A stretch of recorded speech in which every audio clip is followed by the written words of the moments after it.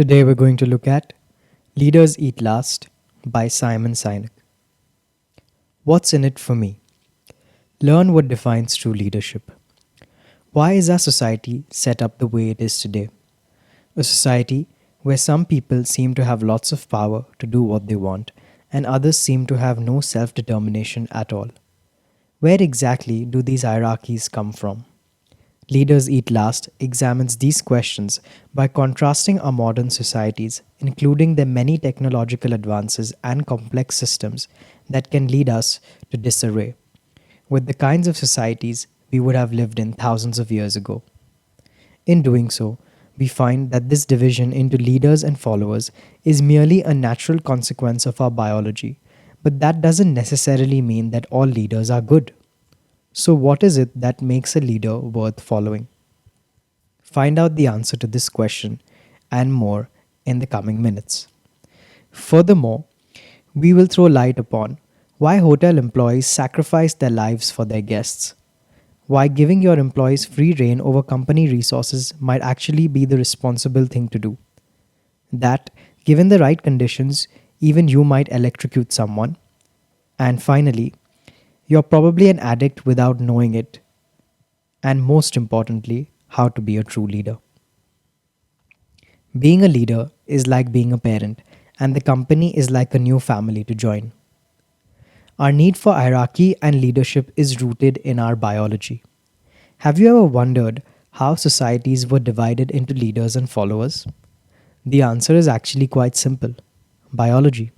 It all comes down to hormones, which evolved over eons to help us survive by controlling our emotions and moderating our behavior, and which affect us just as much today as they did tens of thousands of years ago. The hormone dopamine rewards us with happy excitement whenever we complete a task, such as finding something we've been looking for or reaching our weight loss goals. In addition, serotonin and oxytocin affect our social lives by helping us form relationships with other people. And then there are endorphins, which disguise exhaustion and pain as physical pleasure. Endorphins are the reason why we leave the gym aglow after a hard day of training and just can't wait to go back for more. 10,000 years ago, endorphins would have helped the village's hunters continue the hunt and bring back meat to their hungry families despite their physical exhaustion. Today, they inspire professional athletes such as runners to achieve their peak performance.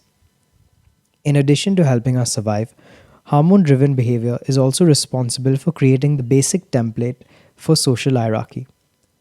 In hunter gatherer societies, for example, a rush of endorphins allowed hunters to push for miles and miles in order to secure meat for the community, which in turn earned them the privilege of higher status. Weaker individuals who, for one reason or another, couldn't participate in the hunt had to accept less prestigious roles, such as gathering fruits. This distinction between the strong and the weak was the first step on the path towards social hierarchy. Yet, while certainly being responsible for these class distinctions, hormones also add cohesion to these hierarchical structures by giving the weaker individuals a serotonin or oxytocin based warm feeling towards one another as well as the leader, rather than destructive stings of jealousy. A feeling of safety is our main engine of progress and must be ensured by the group and its leader. When it comes to survival, living in a group offers many perks, the most important of which being that we don't have to face threats alone. This provides us with a feeling of safety that allows us to concentrate on making progress rather than avoiding threats. In prehistoric times, we found danger around every corner. We had to protect ourselves from predators, other people, and diseases while simultaneously trying to secure food and shelter. Living in a group, however, allows us to divvy up the tasks necessary for self preservation, thus enabling us to concentrate on other specific projects such as fashioning better tools. These, in turn, help us progress as societies.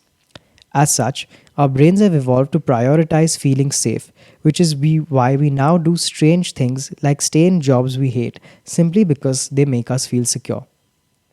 But safety doesn't just come out of nowhere.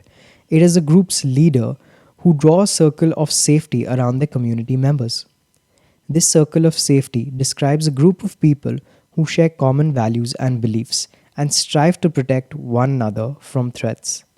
Within this circle, members can trust each other and thus pool their resources in order to progress. But it is the leader who determines just how far the circle extends.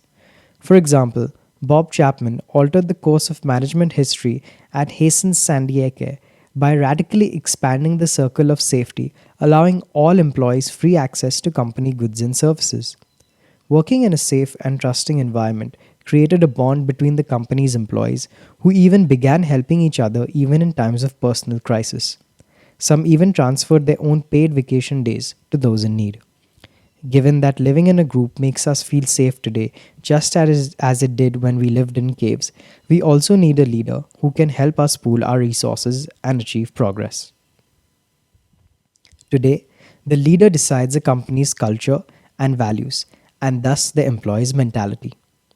When we imagine a CEO, we often picture someone who seals the deals and sends profits through the roof. However, successfully running a company has much to do with creating culture as it does with managing finances. This is because a company is more than merely the sum of its buildings, investors, and workforce. It also embodies a culture that dictates how employees approach various problems, treat customers, and prioritize values.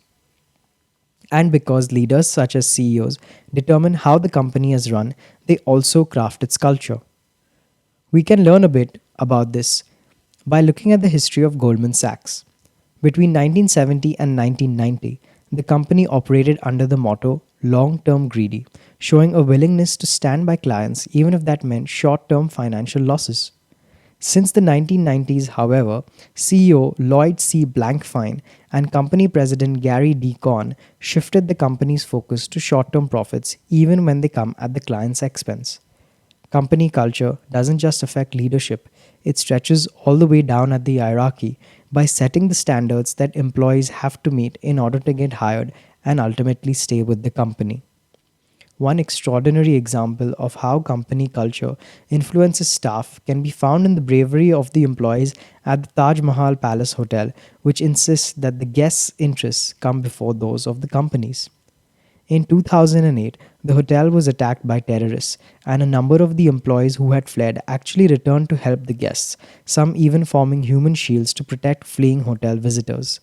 Of all the people who were lost that day, half were hotel staff.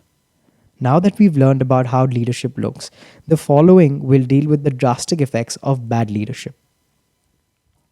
Our responsibility comes from our proximity to and empathy for others, without which we can cause great harm. Being in a leadership role doesn't necessarily mean you're a force of good. When the bond between the leaders and the team is somehow severed, the consequences can be horrific. In essence, this is because responsibility is actually about caring for other people. When we're removed from those people for whom we are responsible, we're less cautious about the damage we cause. Our feelings of responsibility come from empathy, the ability to put ourselves in someone else's shoes. Without empathy, we risk becoming emotionally removed from decisions that affect others. And if we add physical distance to the mix, it leads to abstraction, where the consequences of our actions seem less real than they otherwise would. We see evidence of abstraction in the Milgram experiment, in which one group of volunteers, called teachers, were told to push buttons that would inflict electric shocks of increasing intensity from a mild sting to a potentially lethal jolt on other participants, called learners. Unbeknownst to the teachers, the learners were all actors who weren't actually being shocked. While many participants expressed great discomfort at inflicting apparent harm onto the learners, Milgram found that the less proximity a teacher had to a learner, the more likely they were to continue the experiment. In fact, more than half the participants of one particular group, who could neither see nor hear the writhing and screams of agony from the learners, eventually administered what would have been deadly voltage. When abstraction occurs, we begin to prioritize our interests over other people's, which can lead us to actively make decisions at others' expense. Consider the maiden voyage of the Titanic, for example. To the management, the passengers' lives were mere abstractions, which is why they decided to cut the cost of additional lifeboats. Although additional lifeboats wouldn't have prevented the Titanic from sinking, this kind of callous decision making contributed to many unnecessary deaths. Trust is not formed through a screen, it is formed across a table. Bad leadership has contributed to modern day selfishness and the dehumanization of others. As we've already seen, being part of a group offers us a feeling of safety and opportunity for progress. Conversely, feeling alone and threatened makes us selfish and causes us to dehumanize others. We see this easily when we examine the baby boomers or the generation born after World War II.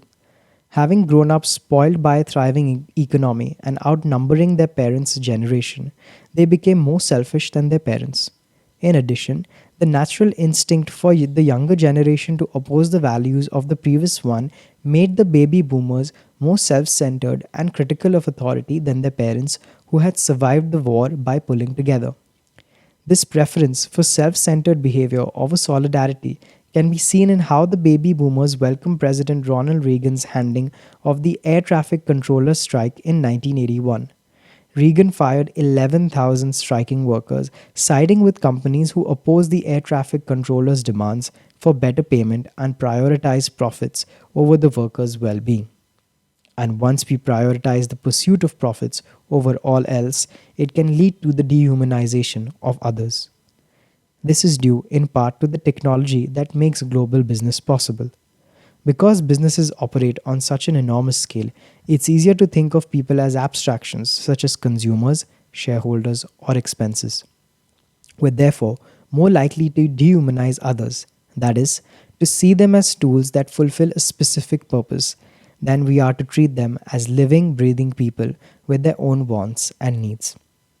Think, for example, of the 2009 Salmonella outbreak that took the lives of 9 people and contaminated hundreds more. How did this outbreak occur? The Peanut Corporation of America delivered contaminated peanuts to more than 300 companies, thus allowing the disease to spread. The truly horrifying part is that this was no accident. The PCA management knowingly shipped contaminated peanuts just so that it could maintain its cash flow. Modern society has become addicted to better and faster performance. What do you think of when you hear the word addiction? Probably things like alcohol or drugs. It may surprise you, but you can also be addicted to performance. This addiction is intimately tied to our biology, whereas the release of dopamine was once linked directly to our survival. Nowadays, it's tied to our job performance, rewarding us when we achieve better and faster performance. Many companies looking to increase their production welcome this, all too easily forgetting the stability provided by long term goals. Consider the company America Online. The part of their staff responsible for customer acquisition came up with offers for free hours as a way to entice new customers. These employees were encouraged to focus on that singular area of performance, that is, get as many people signed up as possible, and they eventually started making offers of 1,000 free hours per month. Although they were doing what they were told, they ended up costing the company a lot of money by not taking long term consequences into account. In addition, the fact that we're surrounded by all this amazing technology has shifted our attention from long lasting value to getting a quick buzz. Taking a look at any internet based human rights campaign can show us why. When we like some human rights campaign or anything really on Facebook, it triggers a dopamine response that gives us a rush of happiness for having completed a task. In order to prevent ourselves from becoming addicted to these little bursts of dopamine, we need to balance them out with a serotonin and oxytocin driven sacrifice that is actually going somewhere to volunteer or building relationships with real people. The problem is that technology makes it easier and easier to just click like, and actual volunteer work stays just as hard as it always has been. As a result, we become addicted to the quick fix. So now we know what defines bad leadership. These final minutes will not only discuss what it takes to be a leader, but to be a leader worth following. Integrity and the ability to bond with others are essential for leadership. What do you think of when you imagine a good leader? You probably think about their specific skills and expertise that help them excel at what they do. In actuality, it all comes down to integrity and the ability to bond with others. We need to be able to trust our leaders, which means they must have integrity. We all know that leaders are only human, and we therefore don't expect them to be perfect. What we do expect, however, is that they're honest and forthcoming about their mistakes and take responsibility for them. The feeling of safety that is so vital to the group is built slowly over time upon a foundation of honesty and trust. A leader, thus, has an opportunity to set an example to others with her integrity. For example, in 2009, the Ralph Lauren Corporation learned that its Argentine branch had been involved in bribery. Rather than staging an elaborate cover up, the leaders of the company instead informed the American authorities and even offered to aid them in the investigation. Although this course of action meant that the company had to pay over $1 million in penalties, it was able to keep its integrity and thus the trust of their customers and employees. Furthermore, once leaders have earned the trust of their group, they must keep their trust by bonding with others, whether with their employees, customers, colleagues, or rivals. It's important for a leader to maintain real connections in order to stay honest and focus on the needs of others. We can see how a lack of bonding can affect leadership by looking at the US Congress. Until the 1990s, most congressmen and women lived in Washington and thus communicated daily, which resulted in laws built upon close cooperation. Today, however, most members of the Congress live elsewhere and fly to Washington for a few days a week. The result, some of the lowest approval ratings in congressional history. Being a leader means putting others ahead of yourself in order to fulfill a vision. When you head to the voting booth to vote for your country's next leader, what are some of the things you consider? What sort of personal qualities do you look for? What makes them a leader and not a regular person? Essentially, a leader forges a vision for the future that the entire group feels inspired to fulfill. Although every group member has individual goals, the group as a whole needs purpose in order to remain cohesive, and that purpose comes from the leader's vision. Think of Bill Gates, for example. His goal wasn't to earn billions of dollars or to even build a great company. His dream was to put a computer on every desk. It is precisely this vision that ensures that Microsoft doesn't lose itself in the abundance of profits and possibilities and instead remains a major force on the market. Counterintuitively, by providing a vision for the future, leaders actually serve the led and not the other way around. Indeed, true leaders understand that their duty is to serve the people that follow them. Although leaders do enjoy certain privileges, these come at the cost of an enormous responsibility to the people they lead. In times of crisis, a true leader will use all his personal resources for the good of the community. This principle takes on quite a literal form in the Marine Corps, where the most senior members always receive their meal last. This is neither an agreement nor an order, but a statement. Leaders eat last. Only once they are able to put their own needs last can they say that they've earned their status as leaders. The true meaning of the term leader can be found within the word itself. You must lead people in a certain direction, showing them the path and giving them a purpose to walk on it. And on that path, the leaders need to follow last in line to ensure that every member of the group makes it to the end. Final summary. The key message in this book.